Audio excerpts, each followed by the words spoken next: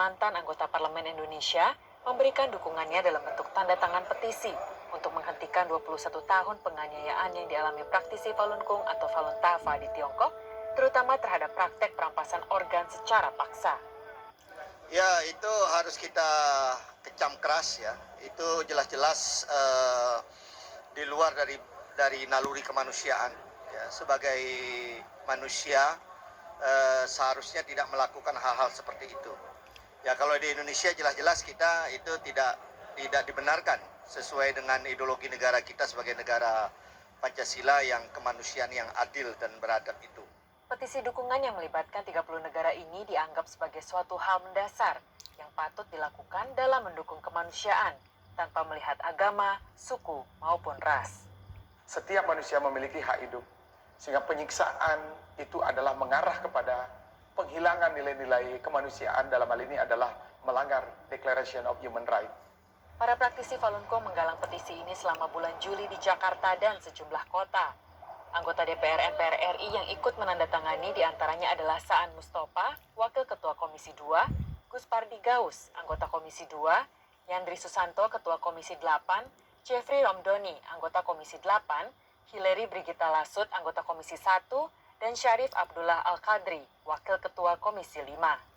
Salah seorang anggota Komisi 2 yang memberikan tanda tangan dukungannya, Dr. Andes Gus Pardi Gaus, juga menyatakan bahwa perlu diadakan investigasi terkait perihal perampasan organ di Tiongkok. Dan menurut hemat saya perlu dilakukan proses hukum oleh lembaga di PBB karena ini sangat sesuatu kezaliman yang dilakukan sesama anak bangsa. Oleh karena itu perlu ada upaya yang dilakukan oleh penegak hukum internasional untuk melakukan investigasi supaya jelas kondisi betapa kekejaman yang dilakukan oleh mereka-mereka tersebut. Bulan lalu, anggota DPR MPR RI Weni Haryanto pernah melakukan interupsi dalam sidang paripurna DPR RI pada 18 Juni 2020. Anggota fraksi Partai Golkar ini dengan gagah berani meminta Parlemen Indonesia agar bersikap atas genosida dan penganiayaan yang dialami praktisi Falun Gong di Tiongkok. Khususnya selama 21 tahun terakhir, penganiayaan genosida terhadap Falun Gong atau Falun Dafa, di mana ribuan praktisinya telah dianiaya hingga meninggal, ratusan ribu telah ditahan di kamp-kamp kerja paksa, pusat pencucian otak, dan penjara. Dan sebagian besar telah dibunuh untuk diambil organ tubuhnya dan bagi kebutuhan transplantasi pasien dalam negeri maupun mancanegara.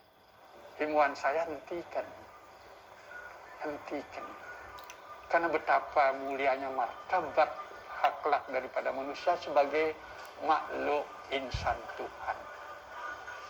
NTD News melaporkan dari Jakarta.